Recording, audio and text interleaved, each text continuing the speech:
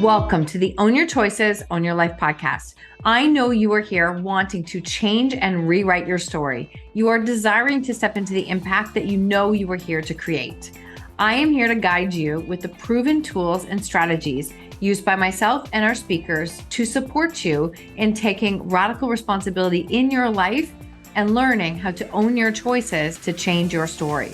My name is Marsha Van Weinsberg. I am a storytelling business coach, master NLP trainer, speaker, podcaster, and 7 times published author. My clients have found freedom and purpose from overcoming their shame stories and learning how to share them with the world. I am so grateful you are here. Let's get started.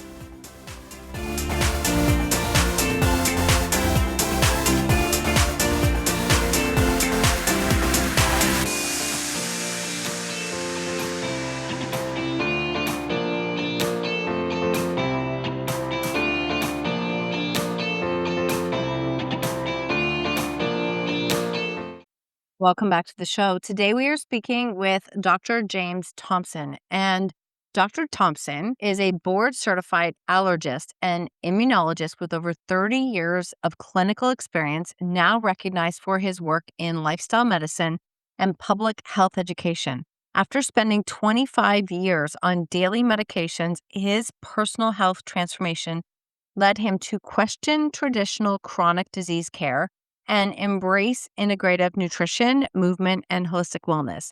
Today, he serves as medical director of the Healthy Living with a Vision Foundation and is the author of Fearless Wellness, Transform Your Life One Step at a Time. Through his Fearless method, focusing on food, exercise, toxin avoidance, restorative sleep, stress reduction, cognitive engagement, social connection, and spiritual grounding, Dr. Thompson equips audiences with practical, evidence-based tools for lasting health. He is especially passionate about serving aging and underserved communities, addressing cultural health disparities, and promoting accessible, culturally relevant wellness education. As a sought-after speaker and podcast guest, Dr. Thompson bridges the gap between medical science and everyday life, offering clarity amid conflicting health advice. His approachable style, combined with medical authority and lived experience, inspires listeners to take agency over their health and extend their lifespan. This is such a great episode, especially, health is a number one value of mine, as well as I have suffered from quite serious allergies throughout my life. So this was really fascinating conversation. I cannot wait for you to listen. Welcome to the show today, Dr. James Thompson. I'm thrilled to have you here. It's a pleasure to be here. Thank you. You're so welcome. So I can see in the back corner, you have your book and it's called Fearless Wellness. What does Fearless Wellness mean to you? Well, the fearless part is actually an acronym for the 8 pillars that I explore in each chapter of the book that Mhm. ascribes to those topics. And so the F is for food, and I think it appropriately comes first because I think that's the most important, but not 100% of a healthy life. So we start with food, which is plant-based. In the intro of the book, I mentioned that it's not a vegan book. Veganism is a social justice movement. It's a book about improving your health Mhm. and potentially optimizing your health. So that begins with food, eating mostly plants. Now, if you eat all plant-based, I think that's optimal. but I really advocate progress over perfection. And Mhm. so plant-based food, and the E is for exercise. And most people agree that exercise is an important part of leading a healthy life. It's just that a lot of people don't have further definition on what that means. Well, how much exercise? How intense? Those types of things. So Mhm. I go into a little bit more about that and the importance of exercise beyond just the muscle and bones and heart, also the brain and gut. And then there's the A, which is for avoiding toxins. And most people think, oh, it must be talking about alcohol, tobacco. And I am, but it goes much further than that. There are about 10,000 different additives the industry has been able to place into our foods. And so I'm also referring to those types of toxins as well as toxins in fish from pollution. And then there's restorative sleep. Most of us don't get that. That's my Achilles heel. Mhm. but optimally, an adult with 7 to 9 hours sleep. Some young children need more than that, and sometimes as we mature in life, we may need a little less, but that's kind of a launching pad or a target. And then the L is for lessening stress, and Lord knows we all have stress, don't we? It's just, and Yes. there are some stressors we can't control or have any degree of impact on, but really it's how our body handles stress that's more important. And so by exercising some of these other pillars, including exercise, and by even more directly engaging in meditation or mindfulness or yoga, you can lessen stress. You can lessen your body's impact from stress. And then there's the second E, which is for engaging your mind. And I'm particularly sensitive to that since I'm retired now. I retired from 34 years of practice in medicine.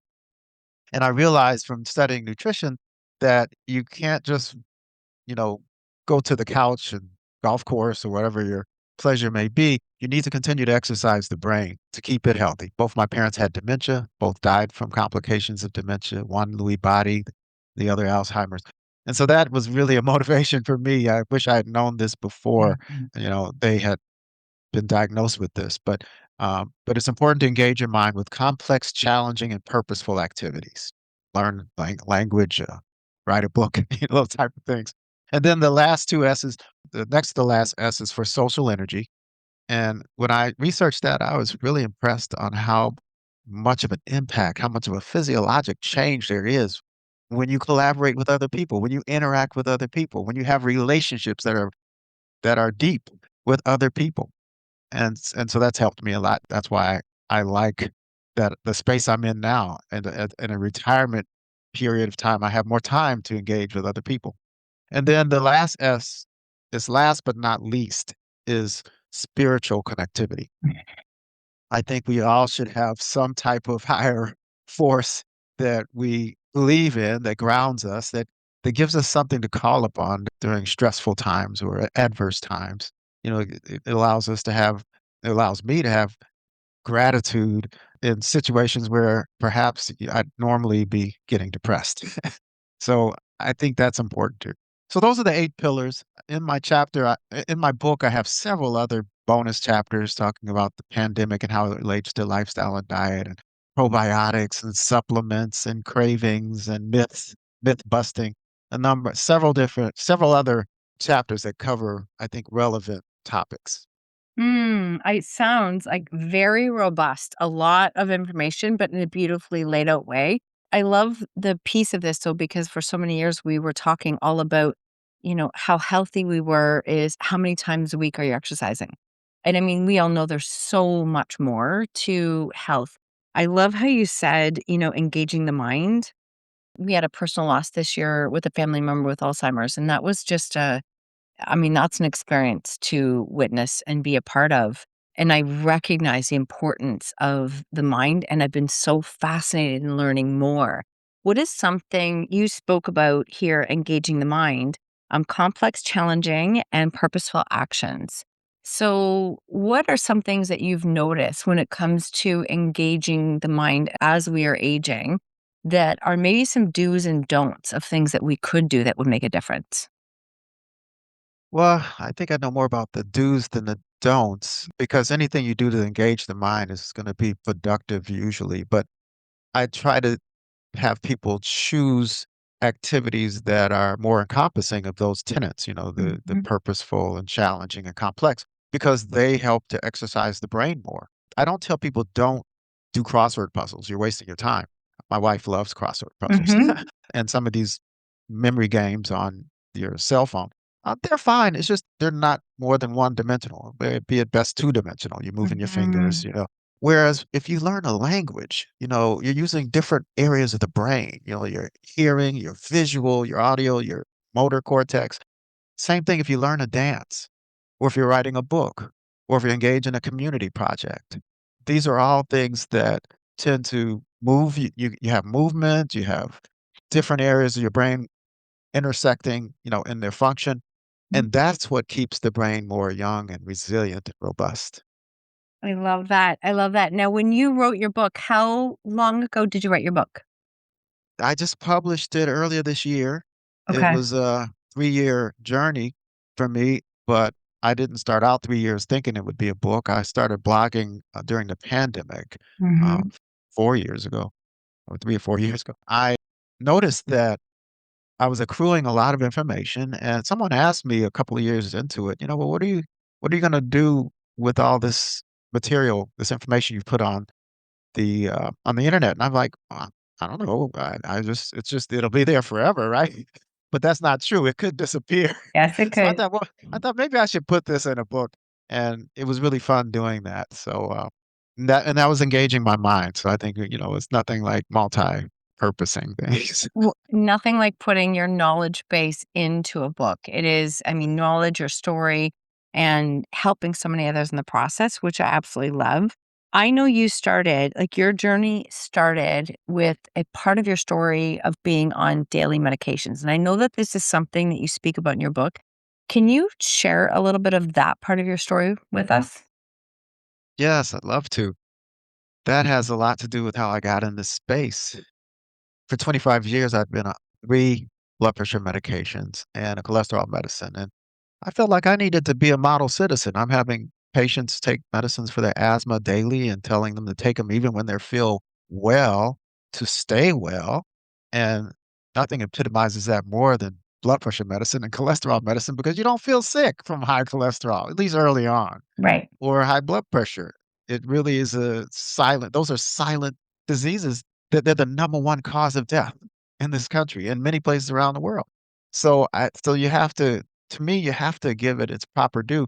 And so for many years, I was taking my medications, having some side effects from them. I thought some of the medicines, made me a little slower in thought process, especially the cholesterol lowering agent.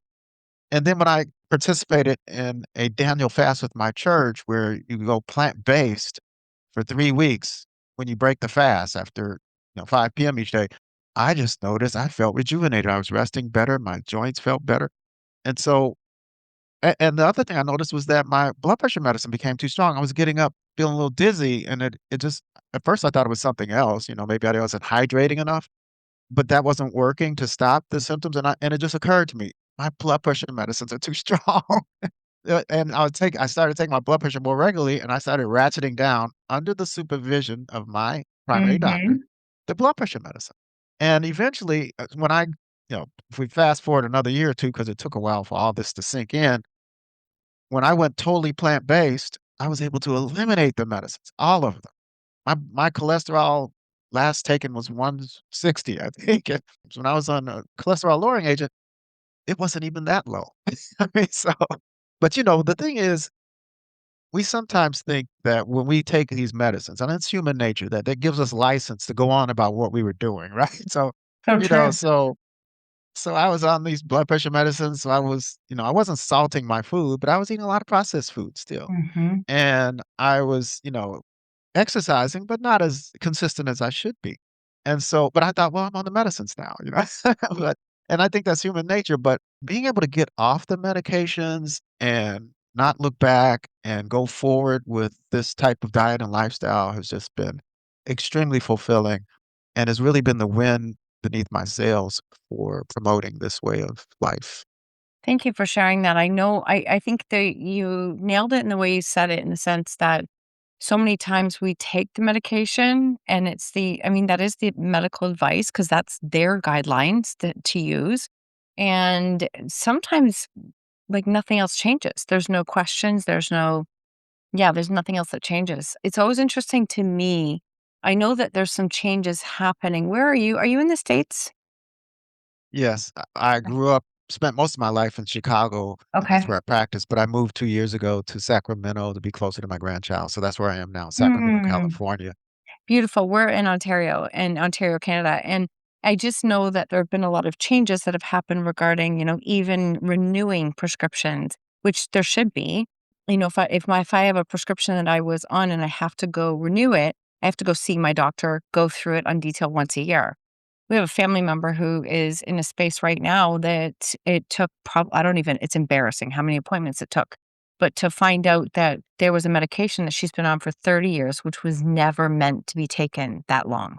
And you're starting to look at all these other potential health risks that are here when actually so much of it boils down to a medication that was never meant to be taken for as long as what it was. I mean, that yes, there's also a piece there that it's as a patient, it's good to ask questions. It's actually good to, and it's okay to ask questions a little bit more about the things that you're taking. But I know one of the things you talk about, I love this piece, and I think this is something I would love to be able to like have you dive into a little bit more. So many people assume that, A, if my doctor says that's what I'm doing, I don't question it. And that well, I'm 60 or I'm 70. And like, I mean, what else am I going to do? And it's so wild to me to even hear that language. So, can you talk a little bit about health care as we age and maybe just your take on it, but also how we really want to empower people to do more with this because of age? I often look at it, I'm 55, and I have people say all the time, well, I'm 50. And I'm like, yeah, that's the reason to do it. Like, that's actually the reason to do it. But I would just love to hear your take on this.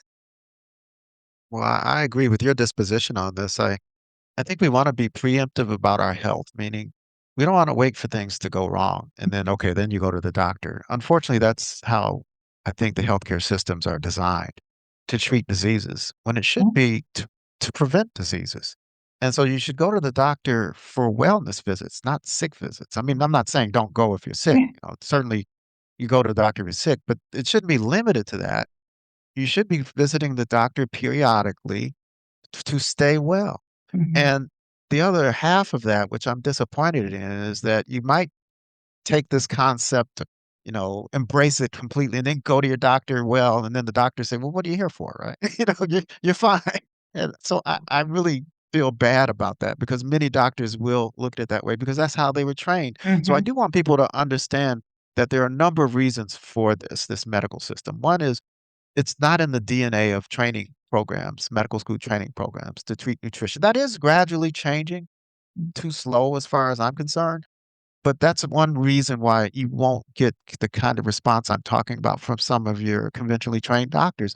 The second thing is that doctors are not doing these things themselves usually, so it's hard for a doctor to tell you, cut back on the dairy and, the processed food and all that when they're not doing it. mhm.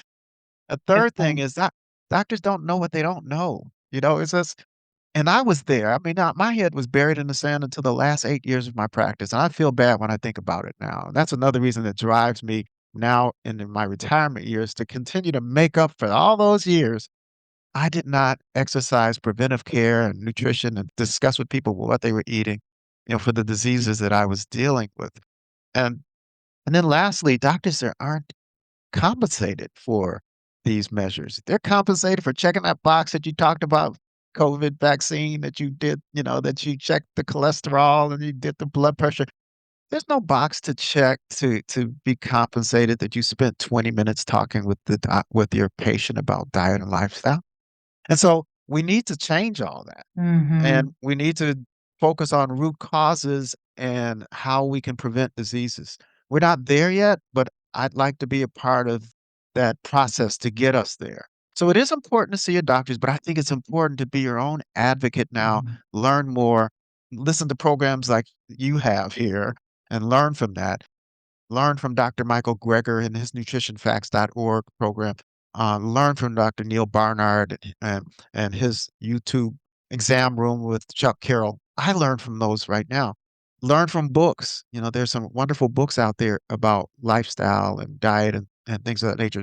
So the key is learning mhm, and letting that drive your motivation so you then get to that passionate level where I think I am now, where I wake up every day, but with vitality and growth and purpose and I know what I need to do. mhm, And so that's what I think is really important. And these doctor visits, if your doctor is not attentive to this, help your doctor along. I'm not saying fire your doctor, although sometimes it may come to that. But refer them to pcrm.org. They have a document that's downloaded or the link that can help doctors to understand more about mhm, nutrition and preventive care and the importance of diet and lifestyle. But those visits are important. We do need to know what those cholesterol levels are, LDL and blood pressure, because you don't want the end stages of those things to be what drives you to the doctor, a stroke. a heart attack, a cancer diagnosis. The cancer screenings are important. They just Mhm. lowered colon cancer screening to age 45. Why is that? Because there's been cancers in younger people. Colon cancer is occurring in younger people. But you have to keep asking the why. Well, why is that? It's because of the standard American diet and lifestyle, the set lifestyle where we eat this fast food and these highly processed meats that set us up for the cancer and set us up for a number of other diseases. So when you learn that, that can drive more some of the uncomfortable things only for a short period, which means giving up some food that maybe you've been accustomed to eating and enjoying. And it's Mhm. easier to do when you see people around you, falling to these diseases or it hits you, but why wait? Oh, I think that that's so true, and I do you often feel like, I often feel or see I don't think people realized that they can feel good. Like, I feel like it's almost this, like, "Well, everybody feels like that." I'm like, "No, actually, no. Like, no, you can actually feel good." And I think that we're also accustomed to this is the way it is, that we don't even I'd say that's a big general statement, but that we don't always explore, like, different options of how to feel better. I agree with you completely. A lot of us aren't even aware of how good we can feel. Mhm. Some of us, I think we tend to conduct our lives to just sustain it. We do the bare necessities. You know, we call ourselves eating healthy a little bit, but we know sometimes when we're eating healthy things, we know we're doing that, but we keep doing it. Mhm. We get some sleep, but often not adequate. We exercise, but not consistently. And so yeah, that these things kinda add up to going down that pathway of ill health, and so we wanna do more than just live. I mean, living is important, and conventional medicine is able to very well now increase your longevity, right? But Mhm. it's that health span that Yeah. we need to focus on. How many years do you get in without having to take a list of medications, have a bunch of procedures over the course of a year, and see a doctor every week or every month because you're ill? If you can narrow that gap where your health span gets further along with your longevity, then we would have really made some progress. But living sustains life, but thriving actually lets your life blossom. And Mhm. thriving is different from just living. Thriving is where, yes, you do have that vitality, that you have that energy every day. You have deeper relationships with people. You have purpose, you have growth, and you have joy. And so people need to thrive more than just live. And that's one of the reasons why I wrote this book, because I feel now at this point in my life, we would say past middle age, I'm 67. I feel like I'm thriving now. And That's and it and awesome. it's a wonderful thing. Oh my god, I love it. I love that. I love that. That's awesome. You did say so you're 67 now. You said that you were I think your words were almost buried in the sand until about 8 years ago. Can you share a little bit about how did you not become buried in the sand? I'm curious what that tipping point looked like for you. I meant that professionally speaking, as a Yeah. medical doctor, I was buried in the sand. And the shot across the bow was the Daniel fast almost 15 years ago. But it took a few years for me to really come around and get in my training course. 8 years ago, I did a year-long training course in integrative nutrition, and that's what really opened my eyes. Opened my eyes to information, but even more so, opened my eyes to what I don't know, what I Mhm. didn't know. Mhm. And once you realize that, then you have this never-ending thirst for knowledge about those things. Yep. And so every day I'm trying to add to my knowledge about these things, and it's a wonderful thing, and then share it. And so my head was buried because I was in that kind of conventional format of patients come in, pill for an ill, an inhaler for breathing, those kind of things. Mhm. And even though as an allergist, we're trained more to go deeper than most doctors because we spend more time, analyzing their environment, pets, what's in your work environment, the air, the animals, anything that may trigger a problem. We are trained as allergists to try to determine the root cause or triggers, eliminate those so that we don't need to be dependent on medications. So I Mhm. had kind of a rudimentary interest in the root cause of things, but I don't think my eyes were opened until I went through that training course and realized the lack of knowledge I had in those areas. And so I've tried various assertively to fill that gap and share along the way.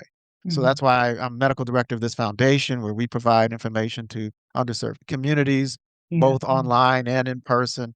and I've tried to share this with my family.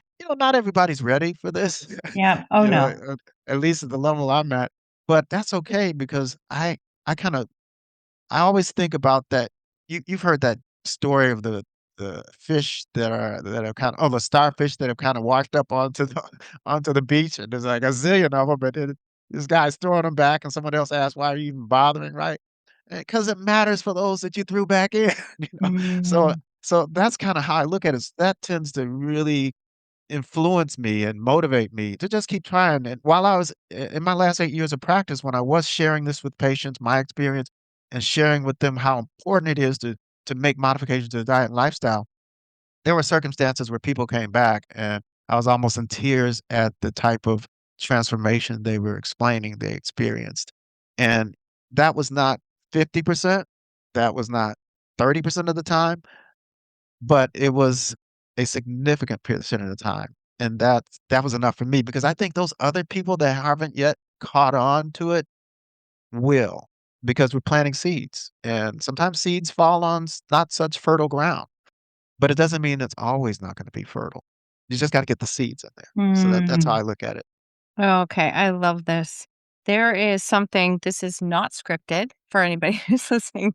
This is I'm really curious. I'm gonna ask a personal question because I do get to ask because it's the show. Do you see much with people who are developing like very serious, as an allergist, very serious allergic reactions to things as we age? Have you come across that? Is that something that or is there anything you can share when it comes to the amount of allergies that we see now that we didn't see, you know, I don't know, even know, like probably 2 decades ago, 3 decades ago. It's a fact that people are more allergic now than they were Mhm. decades ago, Yeah. and there's been a theory about that. In fact, it's more than theory. Some science has backed it up now, something called the hygiene hypothesis, where because we live in more pristine environments, we have less exposure to various toxins and microbial organisms. One limb of our immune system that was poised to deal with that, the allergic part of the allergy part of the immune system, has focused on the wrong things now, like dust mites and animal fur and even food components and things like that. And so we have, when I say we, I mean allergists have an understanding that that is likely a reason. It may not be the total reason that we're seeing more allergies. I've not seen it where as people have gotten older that they have more allergies. Now, sometimes, we get older and we make changes in our diet that might uncover that we have some Mhm. hypersensitivities. And I'm cautious that sometimes people think what they are experiencing are allergies may not actually be allergies. It may be food Mhm. intolerance, it may be toxins, things like that. So when people were coming into my office over the years, with those kinds of concerns, I would first want to define, are they really allergies? And as an allergist, I could do that because I could do skin testing and there's, alternatively blood tests you could do to see, is it really an allergy? Is it really something driven by you having an elevated specific IgE antibody to that particular food component or whatever it was, something environmental? So those are things that can be evaluated by an allergist and should be if you think you're having allergies, but Mhm. also realize that there's a more than allergic food problems when it comes to older children and adults are the other food issues, the non-allergic ones. Lactose intolerance, which more than Mhm. 70% of the people around the world have from milk.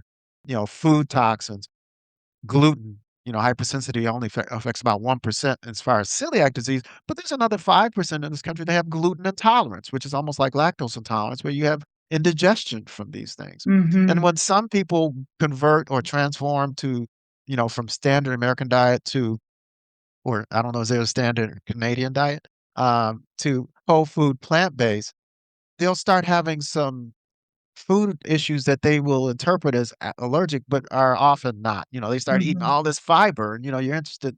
You've gone through a life of eating, 20%, less than 20% of your calories coming from fiber. Now 40%, Mhm. and your body's not going to adjust real fast to that. It will adjust, but Mhm. as one of my favorite online mentors, Dr. Will Bolsowitz says, he's a GI specialist, it's plant-based. He says, go low and go slow with the fiber.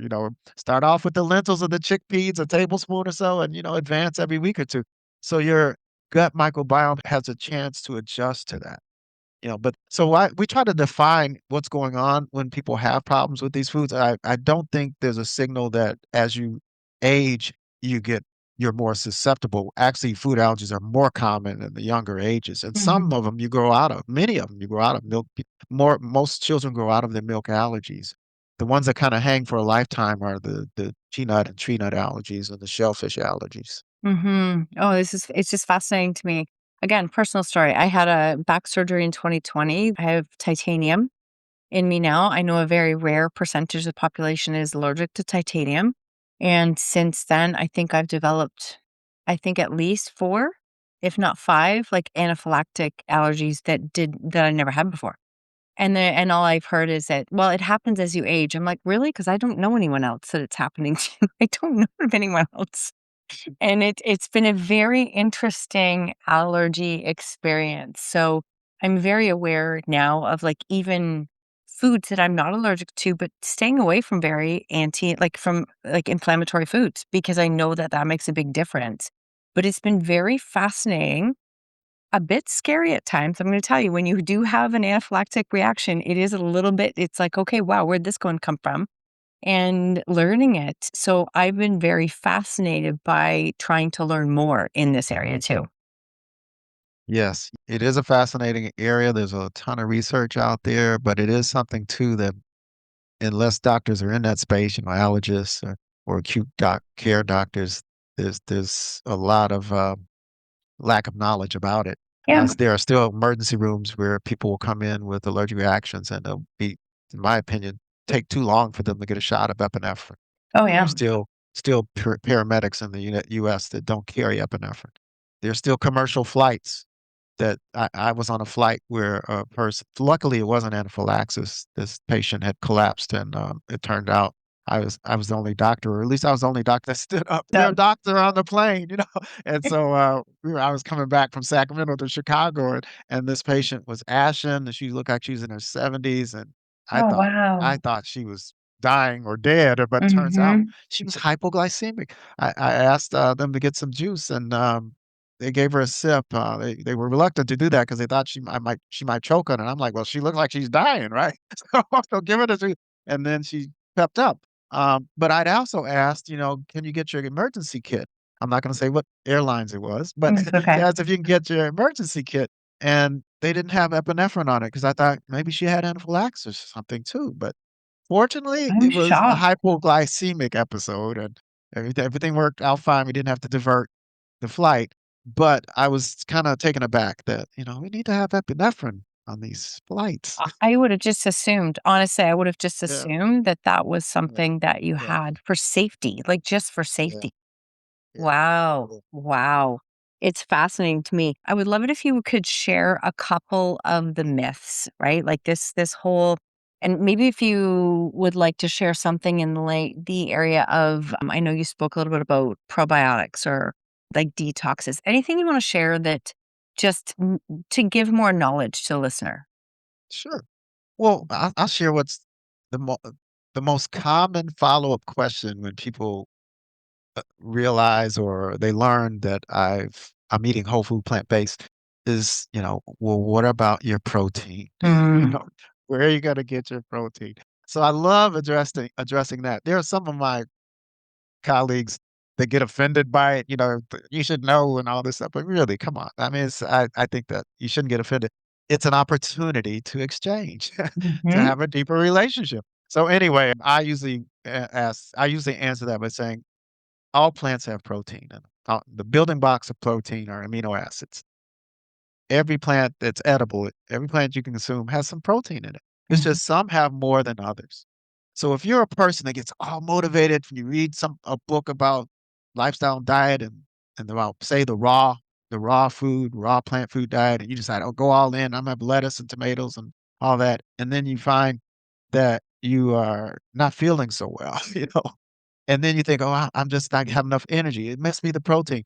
Well, it could be if you're just eating lettuce and tomatoes, for breakfast and lunch and not getting enough other, beans and greens and grains, you may actually have a caloric and or protein deficiency over a period of time. So we want that's why you wanna have a balance. You wanna do this right. You wanna have a Mhm. balanced whole food plate that has its rainbow coloring veggies, it has its rainbow coloring of fruit, the whole grains. Now, whole grains have more protein in them. When you polish that rice to white rice or you process that flour, you get rid of the bran, you get rid of the nutrients, you just have what they call empty calories. But when you eat whole grains, you're getting some protein. You get protein with quinoa, you get protein with corn. And then if you go to legumes, the beans, there's a ton of protein in those. Mhm. There's protein in nuts and seeds. So the last thing that's going to happen is protein deficiency if you eat a balanced plant-based diet. And so I try to really extinguish that little flame that some people will relate. And also calcium, oh, I'm not going to get enough calcium, man. If I'm not drinking milk, eating cheese and all that. And cheese is the hardest thing for people to get up. People there, Dr. Neil Barnard mentions casomorphines. These are like opiate like components of cheese that make you addicted to them, for lack of a Mhm. better way of expressing it. And so it's hard for people to give up, but so they'll look for excuses and, "Well, I gotta get my calcium." And you can get your calcium where the cow gets their calcium from plants. And plants, the green leafy vegetables have plenty of calcium. I also recommend, even though there's some sticklers, "Oh, no processed foods." I don't believe all processed foods are bad. When you take food that's not added a whole lot of bad chemicals to it, and you add some calcium to it and vitamin D, like some fortified soy milk or oat milk, that's okay. Mhm. And you'll benefit from the calcium and the vitamin D. And so I think we do need to make sure we're getting enough of these micronutrients. And there may be some people, especially maybe women to some degree with some of these things with iron that will need to be more cautious and make sure they have enough food that has these ingredients in it and have it checked. That's why again, while you go to the doctor, you can get your iron level, you can get your vitamin D level. And if it's not adequate with what you're doing and what you're eating, then you may need to take a supplement. But the idea is when you do eat whole food plant based, you minimize the need for your supplements. So, Mhm. I think it's important to really make sure you're doing everything you can to make sure there's balance, to make sure that these levels are normal when you go to doctor. There's also vitamin B12, which anyone that's going plant-based, I recommend take B12 supplement. And Mhm. people should know too, anyone over 50, whether you're plant-based or not, should be taking B12. We don't extract adequately the B12 from our food when we reach a certain age, as well as if you're on metformin or if you've had stomach surgery.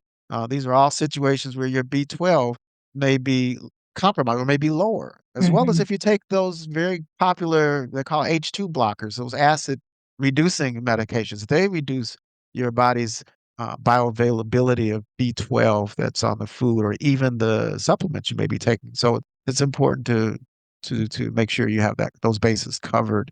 So you mentioned, so those are a couple of myths.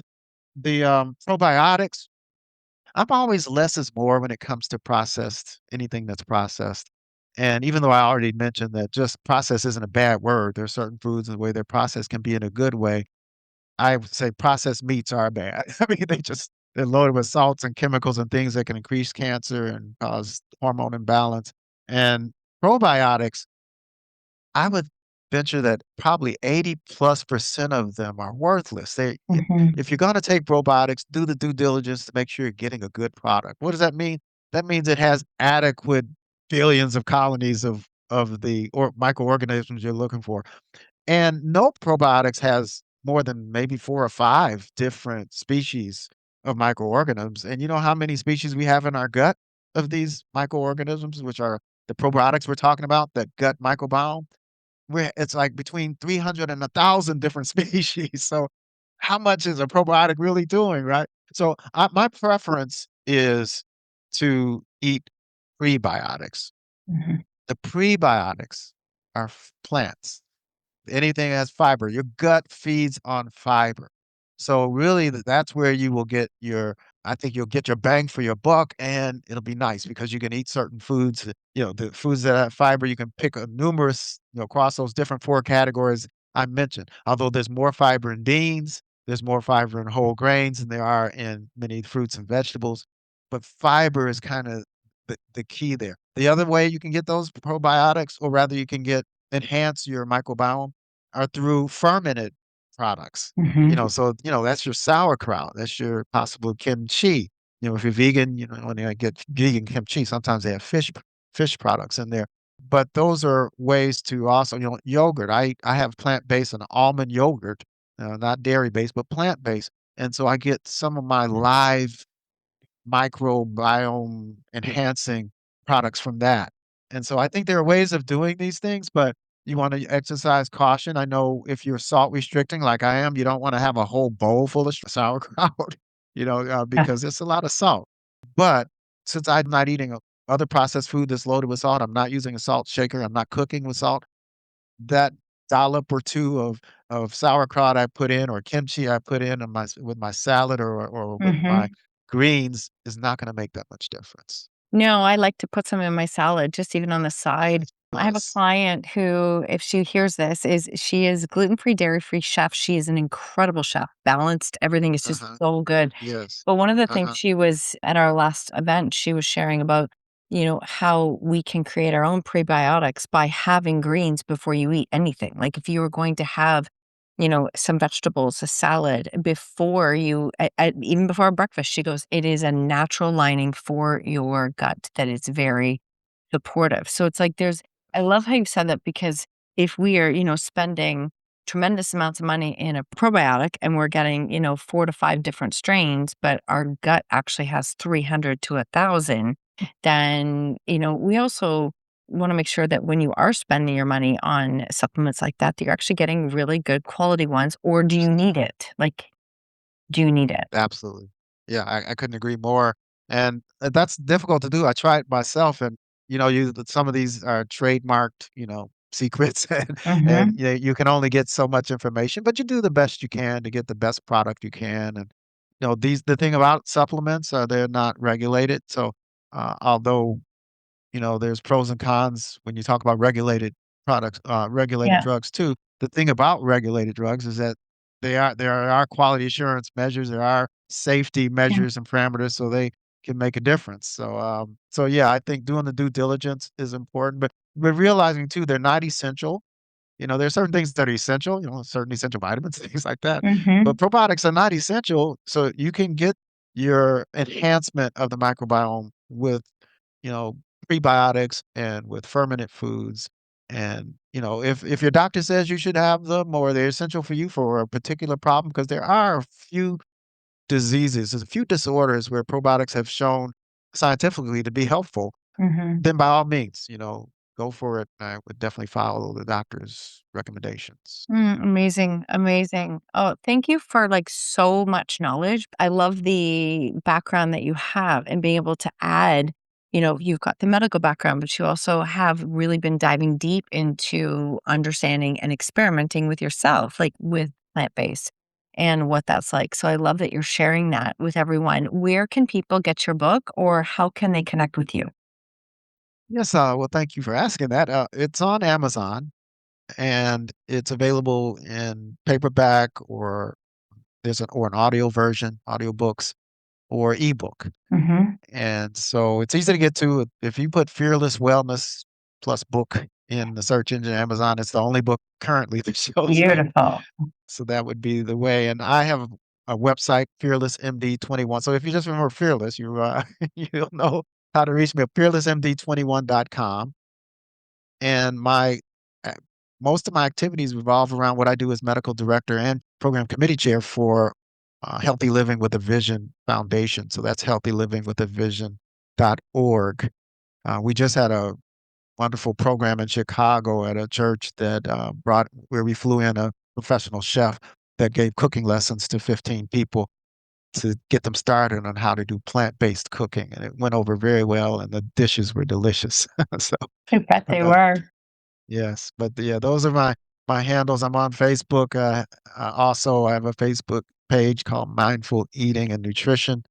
I love discussing this topic. I also, as I mentioned before we went live, that I am a specialized host for a support group, an online support group called Plant Based Support. And I think it's if you put in plantbasedsupport.com, it would come up, or community plantbasedsupport.com. And that it's been a wonderful experience there. Each month, I support a room that's called the Allergy, Asthma, and Immunity Support Group, and I will be discussing Alzheimer's this month on November 19th. Oh, And, so those tend to be well received. you said that's on the 19th? Yes, November 19th at 8 p.m. Eastern Time. Now, the thing is, you have to be a part of these communities, you have to sign up. It's a $10 a month thing, and I think you get more than your Mhm. money's worth because there are about 14 other presenters for different topics. There's one on inflammation, there's one on getting started with plant-based eating, there's one on being the only plant-based person in your household, there are a lot of different support group topics, and that's what that online organization is about, supporting people that want to eat plant-based. So we have also experts that come in from time to time. Dr. Joel Furman was at one of our special events. So we have a lot of good people involved with that, health professionals and allied health that really contribute. It's a wonderful thing. So yeah, that's it used to be called plant-based PBNSG, plant-based nutrition support group, but it was shortened to plant-based support. I love that because I can feel a sense of how important it is for you to be able to give that back in a sense so that people can learn more, like they can become educated and it's this adding more discernment to their own health and what they can do. Because, even with really good doctors, we're lucky to get a 10-minute appointment. And so you do I often say that. I know people can get frustrated. I have good friends who are family doctors. They're fantastic. And at the same time, as my one good friend had said to me, she goes, "Honestly, Marsha, we have like less than 5 to 10 hours in our entire programming on nutrition. I am not people come to me for nutrition and I can share what I know, but we don't have a lot of nutrition training. So, being able to help people to learn more for their own discernment I think is a beautiful thing. Yes. Yeah. Amazing. I will make sure everything is in your show notes for people to reach out, connect to you, and learn more. And I have loved this conversation. I do have one more question for you. It is, what lesson in life are you most grateful for? I would have to say the lesson that indicates to me that you have to continue to learn. It's a lifelong process, but it's fulfilling. Mhm. I think it's essential because to me, it's not so much the destiny. You know, we're all going to die, right? Not, as Dr. Michael Clapper says, another nutrition expert. We're none of us are getting out of this life No, alive, right? no, so we are so not. so it's really about the journey. And so as we educate ourselves and we find support and we plan to succeed because we know if you don't plan to succeed, you plan to fail. I think we will have a very enriching and joyful journey. And the beauty of it is having people on that journey with you. And Mm, so that's what I've learned. that's beautiful. Thank you so much for being here. I love this conversation. Oh, thank you. I enjoyed it myself. Thanks. Thank you so much for tuning in to another episode of Own Your Choices, Own Your Life. If you love this episode, I invite you to tag me on social media with your takeaways or share it with a friend. Please, if you feel called, take 30 seconds to leave a 5-star review, and I will be forever grateful. Until next time, remember, when you own your choices, you truly own your life.